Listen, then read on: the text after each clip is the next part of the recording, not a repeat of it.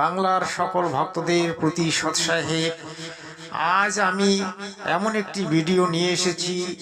আমরা সকলেই বাড়িতে প্রদীপ জ্বালাই, কিন্তু এই প্রদীপ কেন জ্বালাই, কেনই বা আমাদের প্রদীপ জ্বালাতে হয়, সেই তত্ত্বটি দুই কীর্তনিয়ার মধ্য দিয়ে আজ আমি পূর্ণভাবে বিশ্লেষণ করতে চাই। দুই কীর্তনিয়া আপনাদেরকে কিভাবে বোঝাবেন সেটা কীর্তনের মধ্য দিয়ে আপনারা জানবেন, কিন্তু পরম সত্যটি আমার মুখ নিঃসৃত বাণী দিয়ে জানতে পারবেন। আমি অনুরোধ রাখছি যে ভিডিওটি শেষ পর্যন্ত দেখবেন এবং চ্যানেলটিকে সাবস্ক্রাইব করবেন। আমি এই ধরনের ভিডিও প্রায় নিয়ে আসি, কারণ আমার উদ্দেশ্য হলো বাংলার মা বোনদেরকে, বাংলার ভাই দাদা কাকা খুড়োকে সত্য দেখানো। কারণ আমাদের সনাতন ধর্মের শাস্ত্রের মধ্যে যে লেখা আছে সেই লেখাগুলি আজও আমার বাংলার প্রিয় কীর্তনিয়ারা তুলে ধরে না। তারা স্রেফ বিভিন্ন রকমের চটি বইয়ের তত্ত্ব তুলে ধরে, যেগুলি আমাদের 4 বেদ 18 পুরাণ 6টি শাস্ত্রের মধ্যে উল্লেখ নেই। তাই আজ আপনারা সত্যটি জানবেন। ঘরে কেন প্রদীপ জ্বালাতে হয়, এই পরম সত্যটি আজ। সন্ধ্যাবেলায় যে সন্ধ্যা আপনারা দেন, কেন সন্ধ্যা দেবেন? সন্ধ্যা না দিলে হয় না? অনেক মেয়েরা তো সন্ধ্যা দেয় না, তাহলে কি উপকার নেই? সন্ধ্যার উপকার আছে। জ্বালান কেন?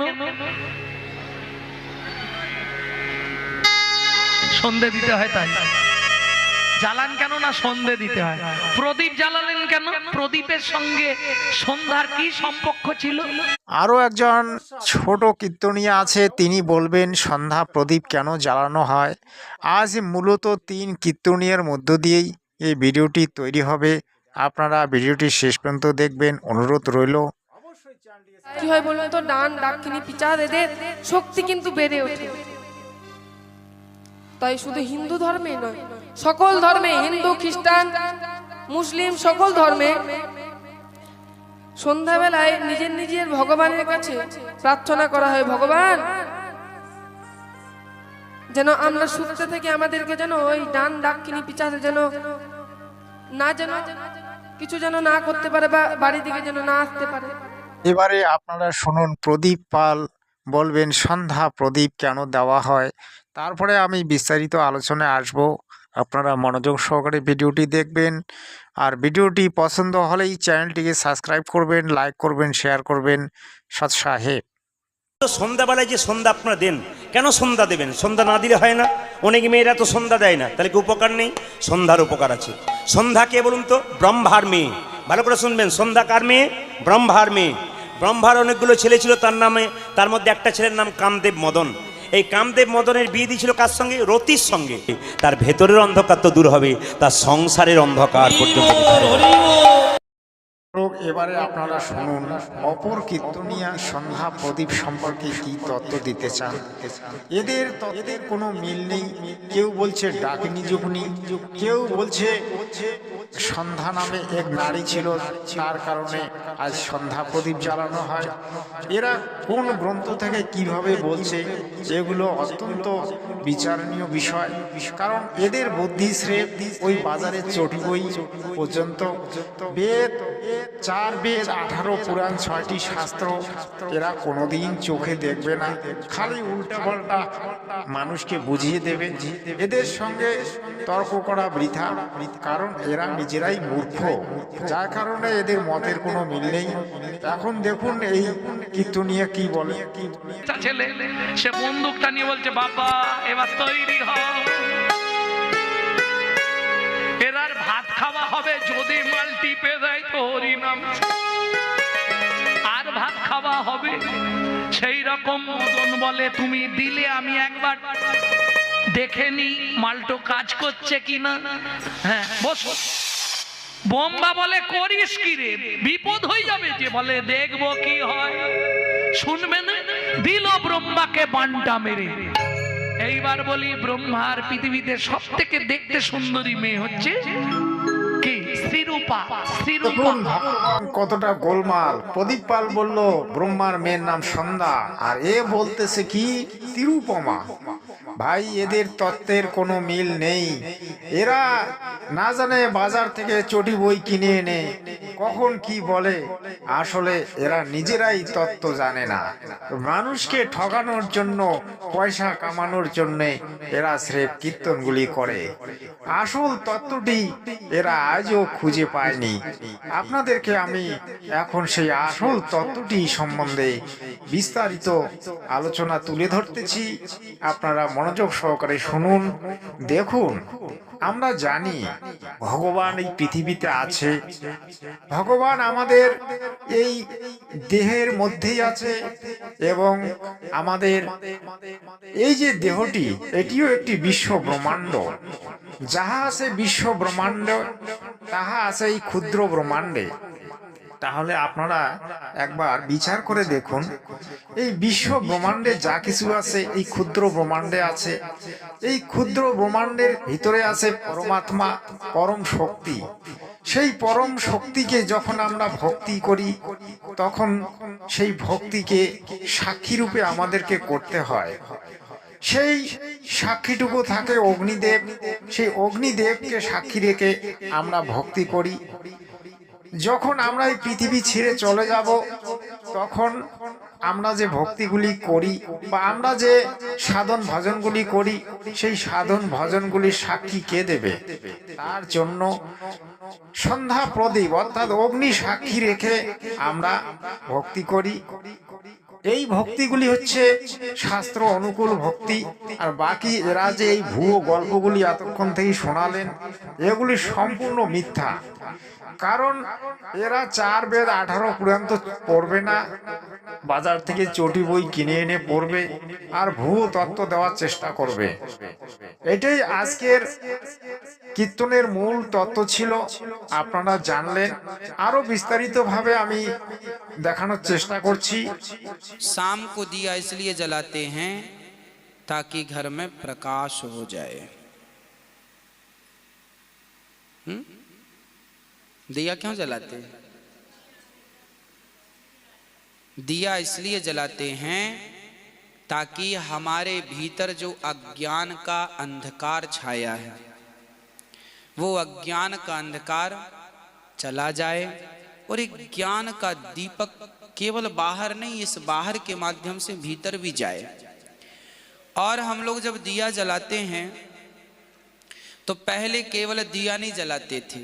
पहले हम लोग दिया जलाते थे तो दिया जलाकर ठाकुर जी की प्रार्थना भी करते थे, हे भगवान इतनी शक्ति हमें देना दाता, मन का विश्वास कमजोर होना। দেখুন ভক্তগণ, এই লোকটির নাম হচ্ছে অনিরুদ্ধ আচার্যজি। তিনি বললেন যে দিয়া জ্বালানোর অর্থ আমরা অজ্ঞানতাকে দূর করি আর জ্ঞানটাকে ভিতরে নেই। এটাও সম্পূর্ণ ভুল তত্ত্ব। এবারে আমরা সঠিক তত্ত্বে আসব। জগৎগুরু তত্ত্বদর্শী সন্ত রামপাল মহারাজজি নিজেই বলবেন এই দিয়া জ্বালানোর মূল উদ্দেশ্য, সেটা আপনারা নিজের কানে শুনবেন এবং সত্যটি অর্থাৎ পরম সত্যটি এবারে আপনারা জানবেন। সৎ সাহেব, अब यहाँ पर ये ज्योति जल रही है परमात्मा की। अब जैसे वेदों में ऐसा नहीं है कि बठवाड़े लकड़ गिर जो उसमें सुबह करें या चम्मच ठोक ठोक है। अवन का अर्थ है घी प्रज्वलित कर देना, देसी घी का या भैंस का। उससे जो प्रतिक्रिया एटमॉस्फेयर में होती है वो होगी ही होगी। अब परमात्मा ने एक सिंपल वे निकाला। एक रुई, एक 100 ग्राम रुई, गणित 200 ग्राम रुई से आप चाहे 2 क्विंटल घी सवा कर लो, और यदि लकड़ियों में डालोगे तो उसमें मनमाना 20 किलो लकड़ियों में काम बने। तो 20 किलो लकड़ी जड़ेंगी, उनसे कार्बन डाइऑक्साइड अधिक हुआ। और एक 100 ग्राम 150-200 ग्राम रुई जड़ेगी, उसमें कार्बन डाइऑक्साइड बहुत ही कम होगा और हवन घी प्रज्वलित होगा। उसका जो वाष्पीकरण हो करके पूरे ब्रह्मांड में इसका बहुत तीव्र गति से इफेक्ट होता है, जिससे वर्षा होती है। तो अब ये धार्मिक अनुष्ठान पूरी पृथ्वी पर प्रारंभ हुआ है।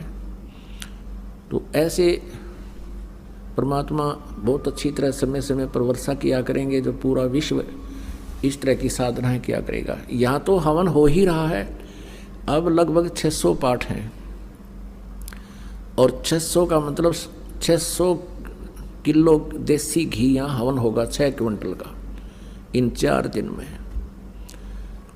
और प्रति महीने 5 क्विंटल घी का लगभग हवन हो रहा है परमात्मा कबीर जी के आदेश अनुसार। एक यज्ञ धर्म की, दूसरी यज्ञ ध्यान, तीसरी यज्ञ हवन की, चौथी यज्ञ प्रणाम। या प्रणाम करते हैं भगवान को, आत्मा में विनम्रता आती है, अहंकार दूर होता है। परमात्मा तभी निकट आता जब हमारे अंदर से ये करड़ापन कम हो जाएगा। हमारे अंदर ये जो अहंकार है बेमतलब का, बगैर ज्ञान के अहंकार किया करते थे, अदरंग मार जाता अफलातून को, बांगा मुँह हो जा, आँख टेढ़ी हो जा, मुँह को पानी निकले, माखी निकले और बड़े हाथ भी ना उठे, क्या का बीमारी इस मिट्टी का। लेकिन काल ने तो कर्म बिगड़वाने से मतलब है। और 5वीं यज्ञ है ज्ञान की। तो ये सभी धार्मिक अनुष्ठान शास्त्र अनुकूल जो प्रारंभ हुए हैं, इससे पूरे विश्व में सभी समृद्ध हो जाएंगे। আপনারা এতক্ষণ ধরে শুনলেন জগৎগুরু তত্ত্বদর্শী সন্ত রামপাল মহারাজজির প্রবচন। তিনি বললেন যে 5টি যজ্ঞ আছে, 5টি যজ্ঞের মধ্যে একটি যজ্ঞ হচ্ছে হবন যজ্ঞ। হবন যজ্ঞটি হচ্ছে এই যে প্রদীপ জ্বালানোর যজ্ঞ। কিন্তু আমাদের বেঙ্গলে সর্ষের তেলের প্রদীপ জ্বালিয়ে এরা ভীষণ ভুল করে, কারণ সর্ষের তেলের প্রদীপ জ্বালানোর কোনো আদেশ নেই। আপনাকে ঘিয়ের প্রদীপ জ্বালাতে হবে।